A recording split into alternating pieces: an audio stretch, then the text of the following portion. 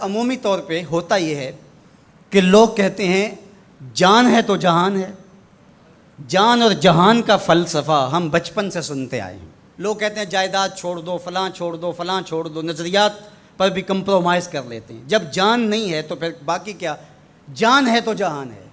اس فلسفے کو حسین ابن علی نے بدل کے رکھ دیا کہ جان ہے تو جہان ہے. حسین نے بتایا جان نہیں ہے پھر بھی پوری کائنات تیری ہے. لوگ یہ کہتے ہیں کہ اگر لٹ گئے تو پھر سب کچھ برباد ہوگا. حسین نے یہ فلسفہ دیا لٹ کے ہی تو آباد ہوا جاتا ہے. یزید سب کچھ بچا کے بھی نہ بچ سکا، حسین سب کچھ کٹا کے بھی زندہ و جاوید رہا. یہ فلسفہ دیا سب کچھ کٹ جائے، سر نیزے کی نوک پہ بھی چڑھ جائے، خاندان کی لاشیں بکھری پڑی ہوں اور گھوڑوں کے ٹاپوں تلے روندی جائیں، کفن بھی کھینچ لیے جائیں، خیموں کو بھی آگ لگا دی جائے، لیکن سر شہیداں پھر بھی نیزوں پہ بلند ہی رہے گا، اونچا ہی رہے گا. یہ فلسفہ حسین ابن علی نے دیا. یہ سر جھکنے کے لیے نہیں ہے، یہ سر اوپر بلند ہونے کے لیے. اور میں ایک بات کہا کرتا ہوں، لوگ سر بچانے کے لیے ہاتھ دے دیتے ہیں، ظالم کے ہاتھوں میں ہاتھ دے دیتے ہیں کہ سر بچ جائے. حسین نے ہاتھ بچانے کے لیے سر دے دیا. ہم نے بچپن سے لے کر کے لڑکپن تک اور لڑکپن سے لے کر آج تک حضرت نبی رحمت صلی اللہ علیہ وآلہ وسلم کا یہ فرمان سنا ہے، من رآ منکم منکرا فلیغیرہ بیدہ فإن لم یستطع فبلسانہ فإن لم یستطع فبقلبہ وذلک اضعف الایمان او کما قال النبی صلی اللہ علیہ وسلم. تم میں سے اگر کوئی برائی کو دیکھے تو وہ ہاتھ سے روکے، ہاتھ سے نہیں روک سکتا تو زبان سے روکے، اور زبان سے بھی نہیں روک سکتا تو کم از کم دل سے برا جانے. اور یہ سب سے کمزور ترین ایمان کا مرتبہ تھا. جو لوگ کہتے ہیں امام حسین کربلا میں کیوں گئے، میں انہیں کہتا ہوں امام حسین حضور کی گود کے پالے ہوئے تھے، کمزور ایمان والے نہیں تھے کہ دل میں ہی کڑتے رہتے اور ظلم کو اور جبر کو اور زیادتی کو اور ناانصافی کو ہاتھ اور زبان سے نہ روکتے. حضرت امام حسین کے خطبے دیکھ لیجئے، قدم قدم پہ خطبے دیے. محمد بن حنفیہ کے نام جو آپ نے وصیت نامہ لکھا تھا، آپ نے فرمایا انی لم اخرج عاشرا ولا بطرا ولا مفسدا ولا ظالما. میں سیر سپاٹے کے لیے نہیں جا رہا اور نہ ہی میں اپنی کسی خواہش کی تکمیل کے لیے جا رہا ہوں. میرے اہداف میں، میری خواہشات کے کسی گوشے میں یہ موجود نہیں ہے کہ میں تخت و تاج حاصل کر لوں گا. انما خرجت لطلب الاصلاح فی امت جدی. میں اپنے دادا کی امت کی اصلاح کے لیے جا رہا ہوں. ارید ان آمر بالمعروف وانہی عن المنکر. میں امر بالمعروف اور نہی عن المنکر کے جذبوں سے مالا مال ہو کے میں اس سفر کو اختیار کر رہا ہوں. جب شریعت کا مذاق اڑایا جا رہا ہے، شریعت کی شکل بدلی جا رہی ہے، خلافت کا رشتہ قرآن سے ٹوٹ گیا ہے اور ایک نئی صورت دین کو دی جا رہی ہے، اور جو اس سانچے میں ڈھل کے دین نکلے گا وہ محمد عربی کا دین نہیں ہوگا. جو طائف کے بازاروں سے لے کے مکے کی گلیوں تک، احد سے لے کر غزوہ حنین تک حضور نے خود اور اپنے اصحاب کو تکلیف میں ڈال کے جو دین دیا، جو امت تشکیل دی، یزید اس سارے نظم کو بدل رہا ہے. تو کیا نبی کا نواسا جس کو حضور نے گود میں پالا ہو وہ خاموش ہو کے بیٹھ جائے؟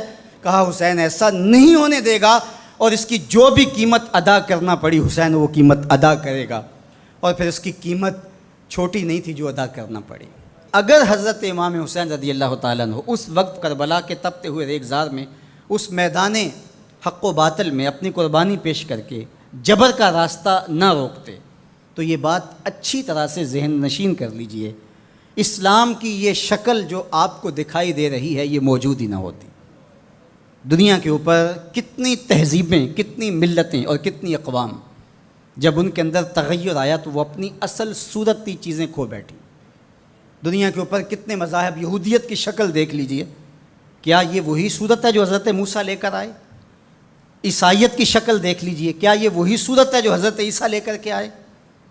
ابھی کچھ دن ہی نہیں گزرے تھے تو حواریوں کے بعد جو ہوا اور جس طرح سے دین عیسیٰ کا حلیہ بگاڑ کے رکھ دیا گیا، جس طرح موسوی دین کی شکل تبدیل کر کے رکھ دی گئی، تو کیا دین محمدی کی شکل باقی رہ جاتی؟ جب یوں دین کی صورت اور شکل کو بدلنے والے میدان میں آپ موجود ہوئے تھے، لیکن باقی ادیان، باقی تہذیبیں، باقی ملل، باقی قومیں ان کی شکل اس لیے تبدیل ہو گئی کہ اس شکل کو بچانے والا کوئی حسین وہاں نہیں تھا، اور یہاں اس دین کی اصل صورت اور شکل اس لیے موجود رہی کہ اس دین کو بچانے والا حسین ابن علی موجود تھا۔ مسٹر گوکھلے نے کہا تھا کہ اگر حسین ابن علی رضی اللہ تعالی عنہ نہ کھڑے ہوتے تو اسلام یا تو مٹ ہی جاتا، اور اگر موجود رہتا تو اس کی وہ شکل نہ ہوتی جو محمد بن عبداللہ لے کر آئے تھے، اس کی شکل وہ ہوتی جو یزید پیش کر کے جاتا۔